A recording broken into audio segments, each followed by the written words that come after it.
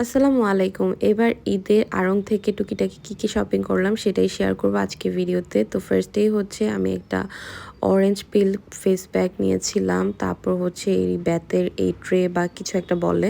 এটাতে আমি মূলত হচ্ছে আমার ড্রেসিং টেবিলের উপর রাখার জন্যই কিনেছিলাম। আর সাথে ক্যান্ডেল তো কিনবই। আমি আড়ংয়ে যাবো আর ক্যান্ডেল কিনবো না তা তো হতেই পারে না।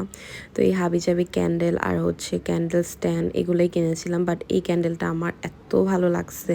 আর প্রাইসও কিন্তু অনেক কম ছিল, 130 টাকা প্লাস ভ্যাট ছিল। তো আমি এটা নিয়ে ফেলেছিলাম।